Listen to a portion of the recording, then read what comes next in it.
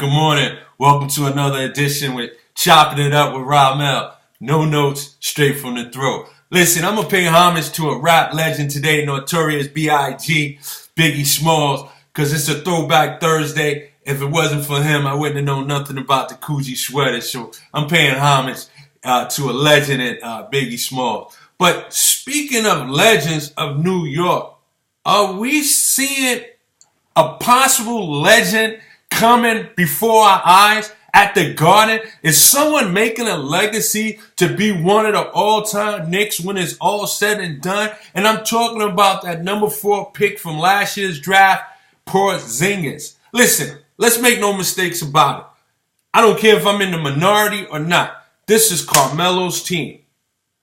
But I do see the rise of a new star and possibly a new a great one on the horizon in Porzingis. Finally, the Knicks have done something last night that they haven't done all season and failed to do all season, and that is win consecutive games. They have won back-to-back games now. It's a good feat. Porzingis, game high, 35, career high, 35. Just a fantastic performance by Porzingis, giving us the inside game, giving us the outside game, running the floor. He played 40 minutes, but here's a key stat I need for you to understand. I believe he had 2, maybe 3 personal fouls. The key to Porzingis is to be on the floor. If he's on the floor, he can be effective. Listen, he had 35, Melo had 22, D Rose had 10, I believe. It was a balanced attack as far as everybody else with their contribution. Noah, he sat out the fourth quarter. Thus far, he's taking it like a champ. He's taking it for the team. Noah, I appreciate that. But in your limited minutes, 24 minutes, yeah, he had 15 rebounds, 8 points, and I think it's 7 points and a few assists. I mean, that's the contribution we need. We need it from everyone. Jeff Hornacek looked like he's found a little bit of a rhythm. But again, this team is going to go as far as Derrick Rose and Brandon Jennings can lead them combined with a very decent assist-to-turnover ratio and the growth of Porzingis and, of course, the legend himself, Melo. I mean, but it starts with the point guard, but then I'm going to go to Porzingis because his growth is key. He's playing with a former MVP in Derrick Rose, and he's playing with a future Hall of Famer in Carmelo Anthony. And he's sandwiched in between that should make his growth easier. It should make his opportunities easier. And thus far, folks, quite frankly, he's taking advantage of it. But the key is to play defense with your feet opposed to your hands so that you can stay on the court. Because good things happen when you're on the court. We were a minus 12 when he was off the court, but a plus 15 when he was on the court. And guess what? We won by 3. And to beat Detroit, which is a playoff team, and who spanked us a couple of weeks ago out there in Detroit, this was huge. This was huge for the Knicks to redeem themselves. Oh, look at here. Early in the show, we got a caller. Good morning. We got a caller online. Where you from? Who you are? Hey, what's up, T? It's your boy. This is Cowboy for Life. It's Sean, man. What's good? Sean, how you doing? Hey, man, I'm blessed, man. I'm blessed. I hope you are as well. I appreciate that. I'm feeling good. I do feel blessed. So what's your question this morning? Well, this morning, before I start off with my question, T, I just want to say, man, for a brother, I'm going to send some props out to you, man, for pursuing and doing something that's a passion to you, man. You know what I'm saying? And I don't got nothing love for you, man. It's respect for me to you to see you doing what you're doing, man. I got nothing love for you. I appreciate that, man. I appreciate you, man. That means a lot to me, man. Sean, along that same line, man, you'd be surprised at the outpour that I've been receiving from friends and some family members, co-workers, and guys like you who I treat dear and close to me, man. It's been overwhelming, man. And in fact, man, it's just been great, man. And it's a reminder of that I am, somewhat blessed. And I'm grateful for you and others, man. And I really respect the words of encouragement that you just said right there. So I thank you, man, from the bottom of my heart, man. Real talk, brother. Real talk. That's what I'm saying. Family, look after family, man. Yes, indeed. That's all it is. But anyway, man, so I had to get that out of the way first. First things first. You know what I'm saying? That's like I said. That's respect from me to you. Thank you. Be for life. But let me get to the topic. That's on my mind. Is one of the questions I'm gonna present to you. Yes. I guess it's a two-part question to you. One, I guess, as you know, me and you've been down like 4 flat tires, man, for about 10 years now, and I look at you like fam. So, and you know, I've been a Cowboy all my life. I'm a diehard Cowboy fan. I'm just, 1 in 15 or 15 and 1. That's what I roll with. Cowboys for life. I understand. My question to you is, man, 8-1, man, rolling, taking it one game at a time. Roman had his press conference the other day. Listen, as you know, I got respect for Roman, man, but somebody told me one time, I used to be a really big Stephen A. Smith fan, but now I'm more just, hey, I respect the fact he's African American on television doing his thing, but because to me, you're a Philly guy, you're a Philly guy, but you don't go out your way, man, to disrespect, a certain franchise, but I just think you kind of go out there out of his way. If I take it personal, maybe not. I'm definitely biased towards the Cowboys. I understand. So I think, as you say, professional though, when you got a job to do. I never was a Boston Celtics fan coming up, but I didn't go out of my way to bash them either. You know what I mean? I went on national TV. Right. I guess my question to you, my good friend, is when you come down to Dak Prescott, first of all, what do you think of his, I guess what you call it, masturation? Because he hasn't really had. Only thing he's really been doing is balling. Tony Romo's going to get a shot, I do believe, in another organization. But I think his time in Dallas is, I think it's up. But I do see him, though. I hate to say it. I hate to say it. But I do envision him playing with the starters one more time. But I do envision that. What do you think? Well, as an Eagle fan, as you mentioned, I'm hoping Jerry Jones insert this guy in here and disrupt the chemistry that's going on with the Cowboys.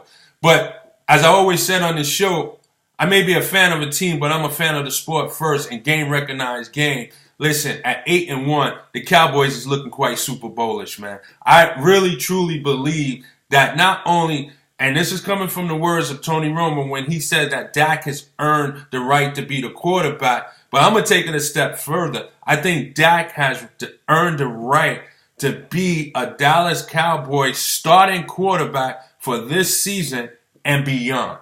I think it really takes an injury at this point for him to lose his starting position. And I don't wish that on him. I think Dak, I had him 2 weeks ago as my favorite for MVP. I went on record yesterday and said we might see something in the NFL that we've never seen before, and that's have co-Rookie of the Year and co-MVP of the year, and they're the same two. I mean, Dak and Elliott is that impressive to me as a tandem that I've ever seen anywhere, especially for rookies. And I don't know if it's right to say one is more deserving of award than the other, because it's kind of like spaghetti and meatballs. You know what I mean? They go together, peanut butter and jelly. But the quarterback always seems to get more recognition because he's the quarterback. You know what I mean? But, man, what I've seen with Dak is just impressive. And as far as Tony Romo, I think maybe this might be the end for him. Is he capable of going to another team and playing for him? Sure. There's rumors and whispers about him, possibly a trade to the Jets or whatever, and he'll be better than anything we have. But my question is, with the salary that he has for the next 3 years at about $20 million plus per season, I don't know he's worth trading for. So if he gets cut and released, then it's a cheaper option. But to be on the hook for the next 3 years for about $60 million, I don't know if I'll be willing to do that if I'm a GM of another team. But I still think he can play in this league. Now, on another note, I think Tony Romo is a stand-up guy. I wish him all the best. Me personally, I don't think he needs to play anymore. He's had a stellar career. He's had a couple of bonehead plays in his life, but nevertheless, he's had a stellar career. He's made a lot of money. He's got a family to consider. He could be an injury away from something really, really being serious to him that's long-term.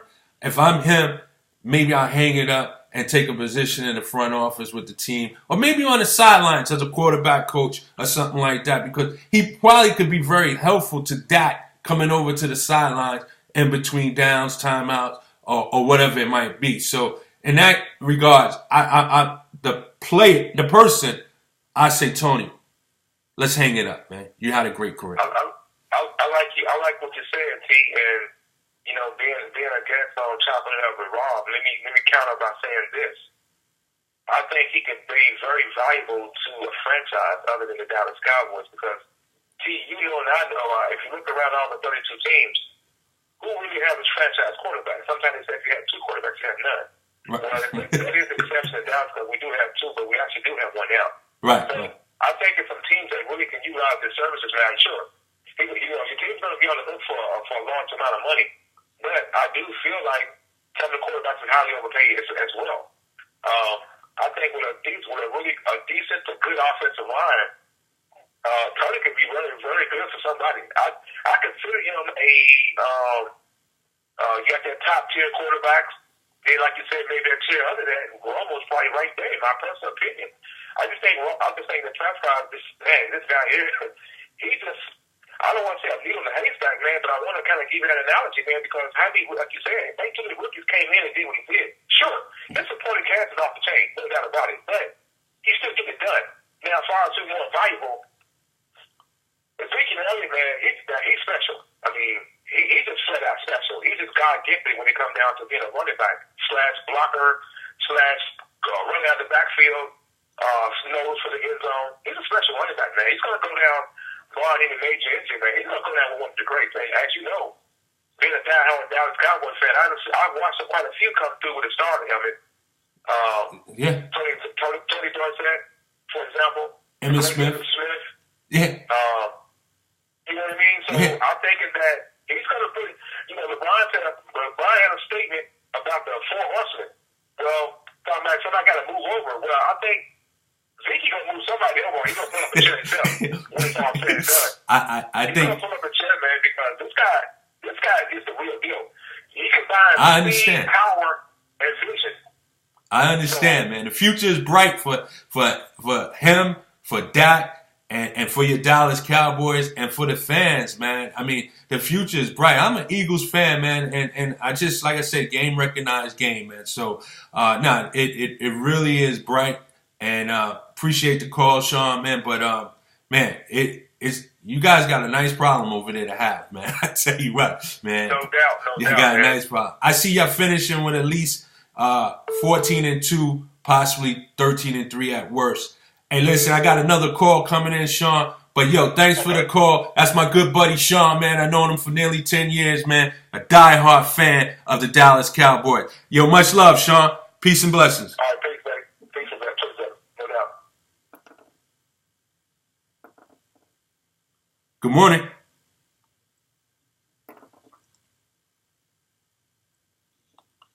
Hold on a second, guys. I think I might have just missed the call there. However, that was Sean calling up about his Cowboys, interrupting my Knicks talk, but that's okay. I can live with that. No problem with that. No problem at all. No problem at all. No problem at all. So, but anyway, getting back to the Knicks, Porzingis is definitely making himself known around the league right now, and I think we got a call on the line. Is there a call on the line? Yeah, how you doing? This is Fred from New York. Fred, welcome back to the show, Fred. How you doing? I'm all right, yourself? Doing wonderful. That's great. So, what's your question today, Fred? Oh, man, those Knicks looking good, man. Yes, indeed. I was just talking about them. I had a caller right before you. He started talking about the Cowboys. But, yes, I was in the middle of talking about the New York Knicks. And, man, what an impressive game last night. I was saying, Fred, it was the first time this season that they won back-to-back games. And Porzingis coming on his own, man. What was your question and thoughts about the game? Like I mentioned to you the last call that I had talked to you about the Knicks, man. I just think they have a good chemistry amongst themselves. And they really look like they like playing together, And Carmelo, I never seen Carmelo smile as much as I seen him smile and look much rested due to the fact that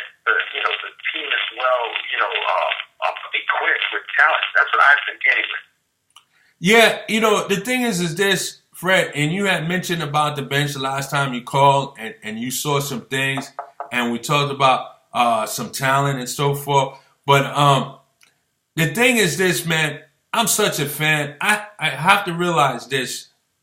This is a team that only returned 5 players from last year. They got 3 new starters in Rose, Noah, and Lee. They got 2 new bench players that's in the rotation in Jennings and Holiday. And then they got 5 rookies, whether they suit up or not, they're part of the team too. That's Baker, Kuz, Nador, Plumlee, and I'm missing someone. Herna Gomez. So when you bring together pretty much 10 new players to a team, and 5 of them are going to factor in the 8-man rotation or the 9-man rotation, and then 1 or 2 may also play, it's going to take some time to gel. And that I guess I have to be patient and see how it plays out. Jeff Hornacek looks like he's getting to know his guy. And that's another thing. Jeff Hornacek's his first year here.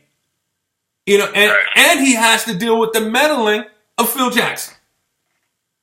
Yeah, that was crazy. So, I'm sorry, go ahead. No, you go ahead. You called up. Go ahead. And talking on that topic with Phil Jackson and LeBron James, I think people are over-exaggerating where they think that Phil Jackson meant something derogatory in terms of, posse. Come on, man. That's posse. I mean, I don't think it's offensive. You could have said cliques or whatever it may be, but I don't think Phil Jackson meant anything by it. I honestly think that LeBron James is treated a little differently, and I think he has these perks he takes advantage of, and whether he brings this, I don't know the whole story, but I just think that people are jumping on Phil Jackson. I don't think Phil Jackson had anything to it, but just being real. And I do think that LeBron James, in some ways, feels that he's above everyone. That's my opinion. Well, here's the thing about Phil, and I'm gonna say this: Phil's no dummy. He's a smart guy. I believe everything he says he meant. When he referred to LeBron and his business team as a posse, I don't think that was a racist remark or anything like that. Does he mean what he said when he said that? Yes, he meant that. Back in 2004, he wrote a book. He referred to LeBron and his crew as a posse at that time. So nothing has changed how he sees LeBron 12 years later. However, to me, why not just refer to LeBron and his friends as a successful business team, a successful business group? Why use the term posse? That's just going to bring attention to you. Is this what Phil wants? Does he wants to be relevant because he cannot bring a champion to New York? Or does he wants to stay in the media? I mean, he said on his podium that his goal is to create a championship team. Well, he did that, except for it was in Cleveland when he traded J.R. Smith and Iman Shumpert to Cleveland for Lance Thomas. So, but I don't think it was racist. Is it blown out? It's LeBron. So everything is going to be bigger than what it's probably meant to be. But maybe he shouldn't have said nothing. Right. Maybe he shouldn't have said nothing at all. I think honestly that there's more to it, and I'm pretty sure that if Phil said it, he said it before. I guess these rumors been going on for a while. And I think, like I said, I think that LeBron, he feels he is special, but I don't think that no one should be treated above anyone. That's funny they think do the talking, but I think everyone should be treated as equal. I see his tendencies of LeBron that he feels it, even amongst other players that I've seen him. If you're not a known player or a player where you're recognized, you're just a regular player. I think everyone that's in the NBA should have some type of respect because you're in the NBA. You get what I'm saying? So, I mean, I just think that he's a little conceited in my and in my opinion. You get what I'm saying? So I think that's what Bill is saying amongst what's going on in the league with the chatter. There's a lot of stuff I'm pretty sure that we don't know that, is said and done. So, I'm pretty sure that, Phil being in the league for so many years, has a network of people that he probably stays in contact with. And I'm pretty sure that subject comes up a lot. So. Hey, excellent points, Fred. As always, appreciate the call. I just wish Phil would just keep quiet and sit back. You know what I mean? Yeah. And just bring a winner to New York. That's all. But Fred, thanks for tuning in. Love the question. Love the call, man. Like to hear from you in the future going forward, man. If I don't get a chance to speak with you, man, enjoy your weekend, man. Take care. Thank you, bro. Take care. And there you go. Fred calling up once again, talking about the New York Knicks. One of my favorite topics. But getting back to the NBA and the association, Knicks put together a second win in a row. They play a back-to-back tonight. They got Washington coming in. Oh, wait a minute. There's another call. Good morning. There's a call on the line. Who's calling? Where you from? How you doing? This is Greg, calling from Gainesville. Greg, what's going on, man? Good morning to you. How you doing? All right, I'm all right. I got a question for you. Okay. Now, I'm a Penn State fan, football. Been a Penn State fan for a very long time. Okay. Early in the year, we beat Pittsburgh. No, I'm sorry, Pittsburgh beat us by 3 points. Okay. Then we turned around and we lost to Michigan. Those are our only 2 losses. Right. We turned around and beat Ohio State. Wow. Okay? That was big. Now, Ohio State has to play Michigan. Now, my thing is this. If Ohio State beats Michigan, where does that put us? I believe we should be in the championship. Here's the thing. You have 2 losses, right? And you have you got Pitt, which is kind of a bad loss, somewhat. You know why? Because they beat Florida State. Well, yeah, you got a point there. And I'm going to tell you something, man. Penn State, they're making this late surge in these last recent weeks. And I'm going to tell you something. They got a lot of players on that team that's going to be playing on Sunday afternoons, man. I'm just going to put it that way, man. Their defense is probably one of the best in college right now. It's clearly, in my mind, a top 5 defense.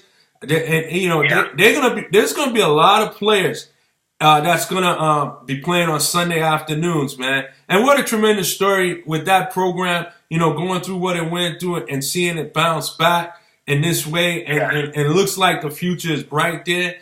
But I tell you what, I would love to see a rematch between Ohio State and Penn State in the championship game if it's possible. But Greg, I really don't have a clear answer on that because sometimes it just seems like it's favoritism to some of the bigger programs and so forth, or name. I just don't know how that's going to line up. But I tell you what, if it was possible, I would love to see a rematch of Ohio State and Penn State for all the marbles, man. Because with last week's set of games where you had 5 top 10 programs in the country go down, and only one of them lost to a top 20 team. Everybody else lost to teams outside of the top 25. That was strange in itself, but it helped a program like Ohio State. And it helped a program like Penn State.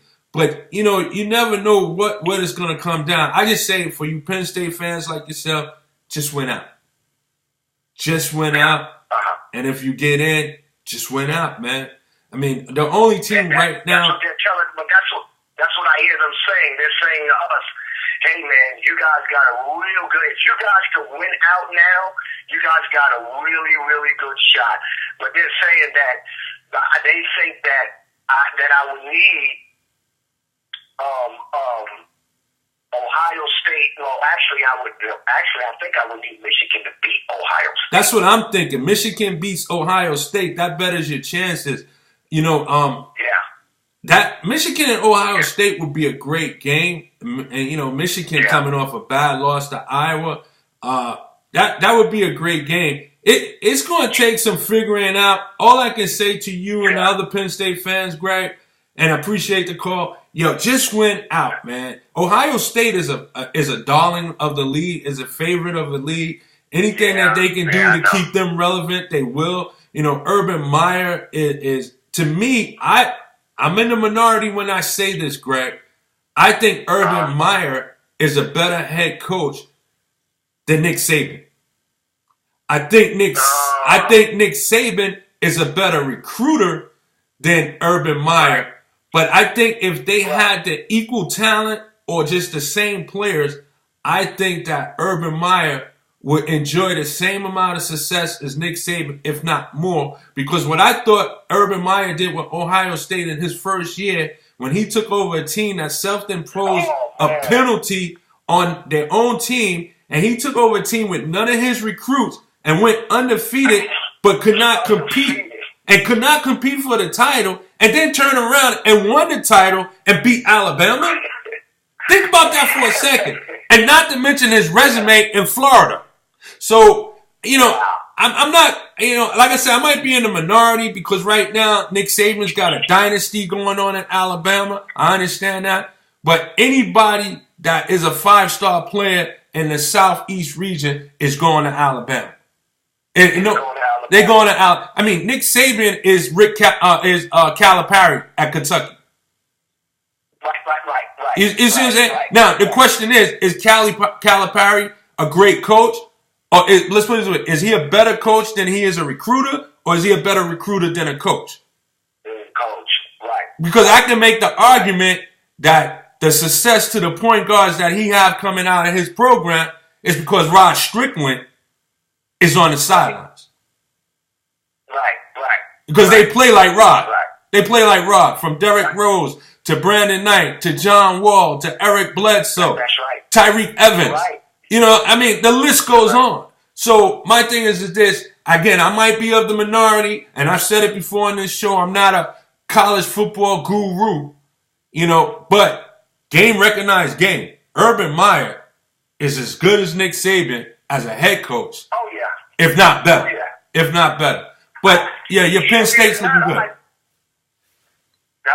Your Penn State's looking good. Okay, all right. And I also like that coach over there in Michigan. I really do. I just want to throw that in there. Oh, Jim Harbaugh?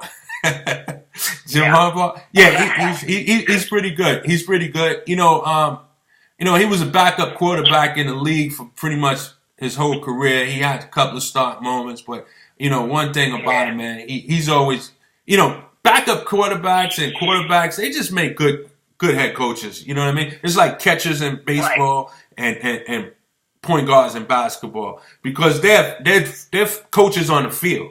So it doesn't surprise me that they become good coaches when they come off the field. They decide to pursue that angle. But yeah, Greg, once again, appreciate the call. Please, man, don't be a stranger to the show. Call up anytime, man. Love to hear from you. Okay. Thank you, my brother. All right. Peace and blessings, man. And there you go, man. My first college football question. Guys, believe me, man. I'm not a college football guru, man. When I moved here to the South, one of the first things they told me at my first job is that I better get a team. And I was like, wow. So, but anyway, getting back to the basketball. So here we got Porzingis is starting to make a leap to maybe becoming slowly but surely the leader of this team. And you know what? I'm liking it. Just stay out of foul trouble. But we're going to move along, and I want to talk about a team right here in my backyard. And the question starts out with, who's the best team in the Eastern Conference? Is it Cleveland, who suffered a loss last night with LeBron resting to Indiana? Or is it the Atlanta Hawks that beat a young team in Milwaukee last night with Dwight Howard sitting out because he has a contusion to his quad?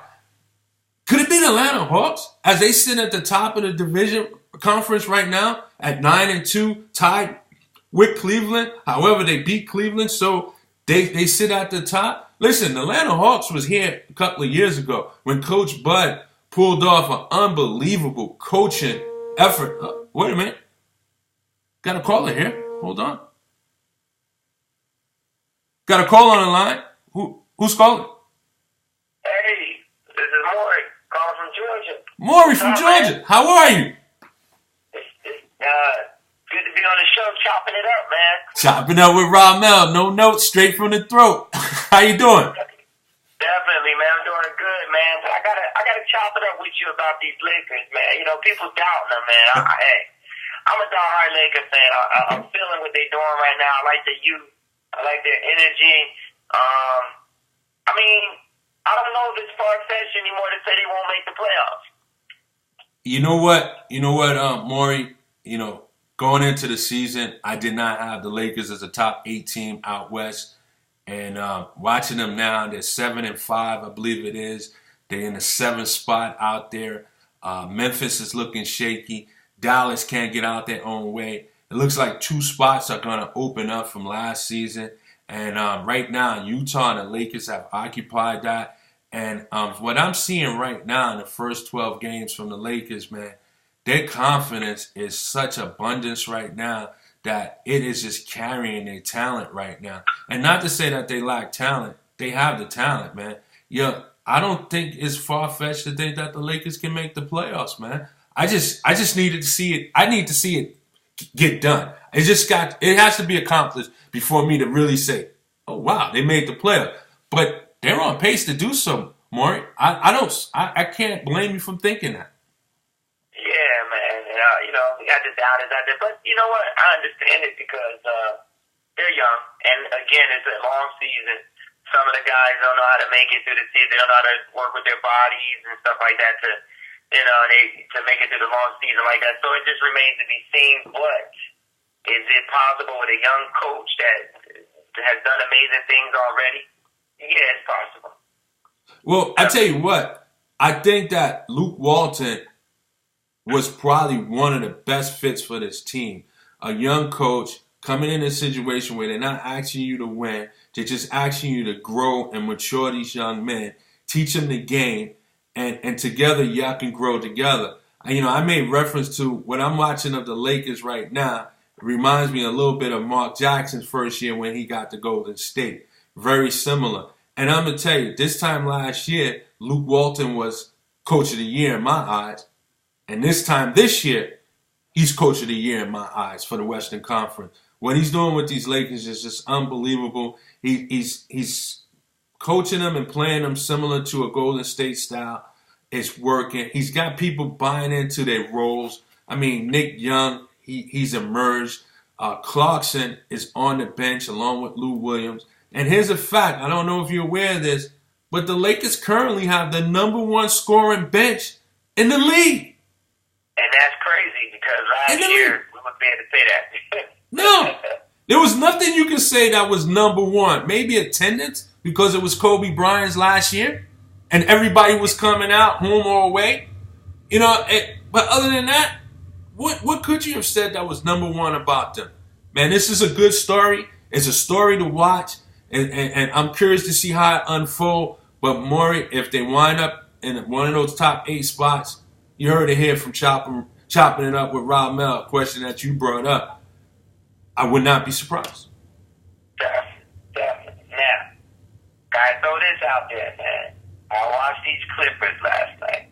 I mean, I know they out to a hot start, man, but for me, the Clippers, is it going to be the same thing, get to the playoffs and choke? I don't know if this is real or is it just the Clippers being the Clippers? This has become their personality. So I don't know what's real, what we can believe about them or not. What's your opinion on that? Because I don't know. I'm a little skeptical about this. Well, currently, right now, as we speak, the Clippers have the best record in basketball. They're 10-2. They just came off a loss last night, and believe it or not, they lost to Memphis, who I don't think is going to make the playoffs. But I'll say this about the Clippers. They have just as much talent as anybody out there that is a contender. However, I never thought that Doc and the Clippers was a good marriage. Doc is a kind of a half-court offensive kind of guy. They need to run. They have the personnel to run. I just never thought they were a good marriage. I think that they'll make it to the playoffs every season, and either they'll just fall short or the curse will come out. Whether it's injuries to Blake Griffin and Chris Paul in the first round, and then they lose in the second round to Portland Trailblazers last season, or they win an epic 7-game series in the first round 2 seasons ago against the San Antonio Spurs, and to watch it fade away when they were up, I believe 3-1 to Houston Rockets, and watch the Rockets come back and win and go and meet the Golden State Warriors in the Western Conference Final. You know, something is always holding them back. I don't know if the curse is vivid, you know, there. It may be, I don't know. But, hey, the Cavs won. The Cubs won. Maybe it's that year, the curse to be broken, that string, I should say. Maybe it might be the Clippers this year. I don't see it. I think this is the last time we see them all together. After this year, I think they're broken up. I even think Doc Rivers is gone, man. I don't know. If they don't win it this year, I think even Doc is going to be gone. And you know what? I would say he'll stay one more year just because, but I wouldn't be surprised. Yeah. That's a great call. Yeah. That's a great call. All right, one last thing, man. Sure. I got to do it because it's your team. It's your team. All right. Got to do it. There's a couple of things. I still say the Knicks have a legitimate chance to squeeze into the playoffs. They may not go rolling in, on a freight train, but they might limp in there and get in there and be pretty, maybe a good first round contender. I don't know. Is that a positive thing? And how you see the Knicks now? Do you see them really coming around? You know what I'm saying? I don't know if I could say, hey, next year they gonna really do good. Do you see that growth like that? Yes, I do, and I'm glad you brought that up. I spoke about it earlier. Listen, it's Carmelo's team. Don't get me wrong, but it's time for the torch to start getting closer to Porzingis. And I think that if the offense go through Porzingis, whether it's through pick and rolls or inside out, great things can happen for New York. The key to it is Porzingis, his growth and maturation has to be on the defensive end where he stays out of foul trouble. They just did something for the first time this season. That's won back-to-back games. It looks like Hornacek is getting a feel for the team. Here's the thing that you may not be aware of, Maury, and I mentioned to the last caller, Fred. New York only returned 5 players last year. Melo, Lance Thomas, Sasha, KP, and O'Quinn.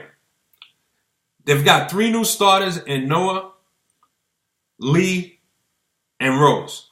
They have 2 new rotation players in Jennings and Holiday. Not to mention there's 5 rookies on the team. So I would be remiss not to mention that they need time to gel. I'm a fan. Fan is short for fanatic.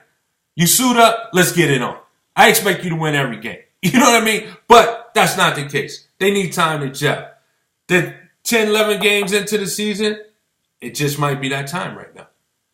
They got a game tonight. It's a back-to-back. They go on the road to face, to me, one of the most disappointing teams in the league right now, the Washington Wizards. They can win that game tonight. I'll be impressed with a 3-game winning streak. But I think that the Knicks is on an upswing right now. Yeah. Well, last thing, man. I'll let you go. I know you got other callers. Yeah, I appreciate the call, too. Yeah, hey. This last thing, man. Listen, tell people to stay off of Carmelo's back. I'm going to just tell you like this, man. Please. And listen, I'm not a Knicks fan. But let's say this. Let's just shut it down real quick. He's a Hall of Famer. We know that for sure. Definitely. He's walking in the hall one day. And to give him credit, everybody say, oh, he's a loser. He hasn't won anything. Listen, at least I can say this about him. He always tried to do it on his own terms. He never chased the ring, trying to go to teams that would make up of 4 or 5 different players. That right there deserves merit right there for him, and for people to respect his game and stop saying he's not a winner. He never made his team better. That's a bunch of crap. If you never build a solid team around a guy, more than likely he's not going to win. Let's put it that way. And people forget what he did with those Denver Nuggets. Yeah. All right. Brought them to the Western Conference Finals. So that's a feat in itself, and out there in a hard Western Conference. Hey, you're preaching to the choir right now, man. There's no bigger Melo supporter, man. I don't have to say nothing else, man. You've said it all. Appreciate the call, Maury. I'll just say this to your response, to respond to what you just said. Listen, he will not need to buy a ticket to go into the Hall of Fame. Thank you. He will be invited. Cool. All right, man. Hey, thanks for the call. Thanks for the love, man. Keep listening. Keep watching. Call up again, man. Appreciate you. No problem. Thank you. All right. Well, there you go. Another caller calling up about the Knicks, calling up about the Lakers. Listen, I don't know if I'm going to have time to get to football today, but here it is, though. But I was talking about the Atlanta Hawks, man. Right now, I didn't have the Hawks figured in as a top 8 team in the East. And to my surprise, man, they've come out the gate the first 11 games. They're 9-2. They're playing very well, man. I'm not a fan of Bazemore. I think he's fool's gold. I do think they need somebody on that wing, a little bit bigger, a little bit stronger, maybe more of a scorer's mentality. I know they got Cephalosius there. Corver, he's out there. But I think that they have enough talent to swing the deal for Rudy Gay. I think Rudy Gay would be a great fit to plug in at that 3, maybe slide Bazemore down to the 2, have Corver come off the bench. But I really think a Rudy Gay would solidify that starting lineup. I think he will give you a little bit more scoring. I think he's a little bit older now where he'll be a little bit more mature and pick his spots, especially to have an opportunity to play on a winning team again, opposed to being down there with probably the most dysfunctional team in basketball outside of the Knicks. And that would be Sacramento. And when I say dysfunctional with the Knicks, I mean there's been some, in the boardrooms that's just been crazy. But Sacramento, Rudy Gay would love to get out of there and to go to Atlanta and get a fresh start with a team that has some real strong playoff aspirations, man. Maybe to contend for a title. I think he would be a missing piece there. And they could probably use a backup point guard. But that's just to keep an eye on. But nevertheless, the Atlanta Hawks is playing some outstanding basketball, and I can't say anything more about them other than they're surprising me, man. So keep up the winning ways, Atlanta, and we'll probably talk about you sometime later in the show in the future going forward. I did want to talk about football. A lot of exciting games coming up this week. You got Monday night with Houston and Oakland out there in Mexico. That should be good. You got Cincinnati and Buffalo. That should be good. One that I'm going to keep an eye on, you got Philly and Seattle. I mean, Philly coming off a great win this past weekend against the Atlanta Falcons. I like to see how they respond in Seattle. So that's always going to be tough. You got the Giants. They're playing Chicago at home. The thing about that is that this is the type of team that the Giants might let their guards down. Chicago's not really playing for nothing, but this will be a big game. And then Dallas, they're playing Baltimore at home. I still think that Dak is on week to week, although Tony Romo has expressed that, Dak has earned the right to be the quarterback on this team, but he didn't actually say earn the right to be the starting quarterback on this team. So there's always a little window of opportunity for Romo to come back. I know it's tough for him. He's a true competitor, and watch this youngster do great things with this team in his absence. I know it's hurt him, but I want Dak to still play this game as if he's hearing whispers that Tony Romo is throwing. He's in the bullpen warming up. You know what I mean? He's on the on-deck circle. You know, he's swinging the bat. I want him to play with that in his ear, because if that's what's helping him to stay motivated and get the best out of him, I don't want him to change. Listen, I want the Eagles to win the division, but man, I like seeing greatness, man. And right now, this kid is on the cusp of greatness, man. So so that's a game to watch for.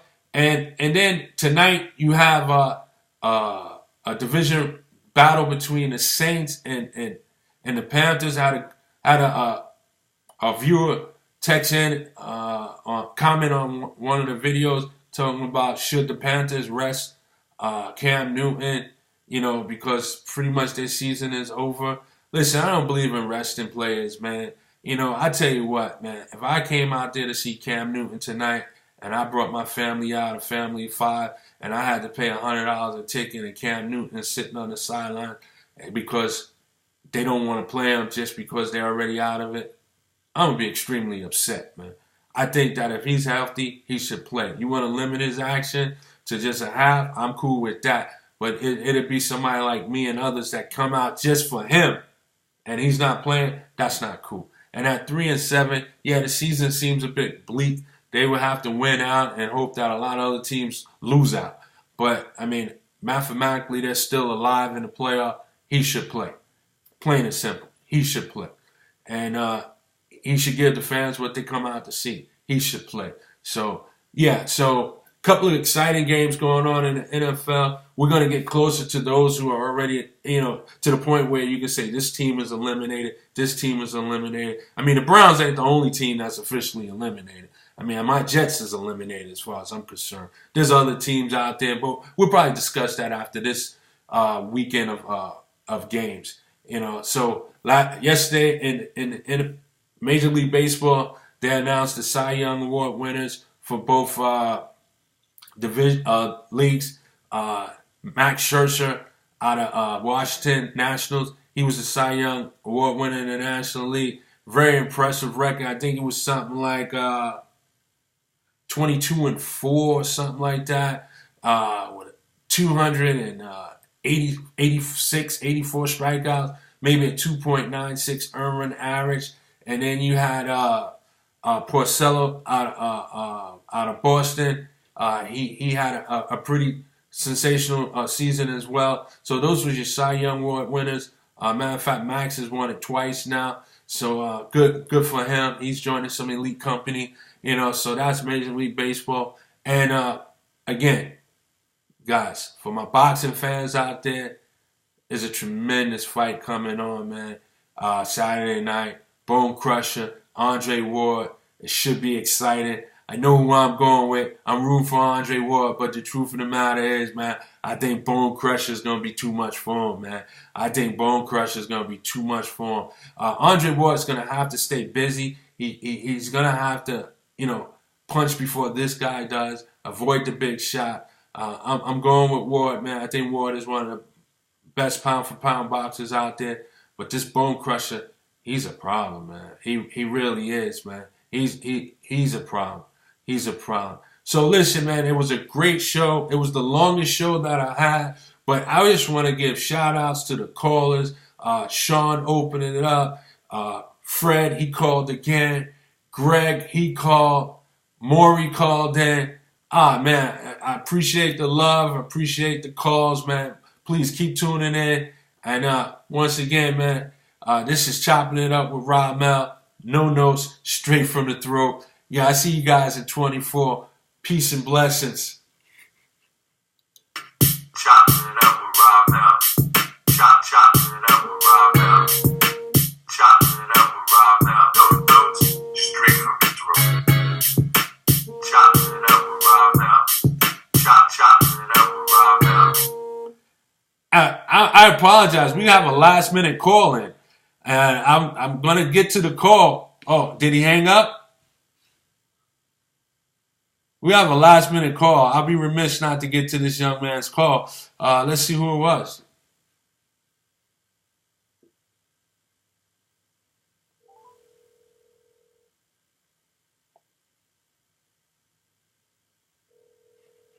Yeah, hold on. Let's see who it is. Why not? Chopping it up with Ramel. Well, we're going to end it there. Straight from the throat. Peace and blessings.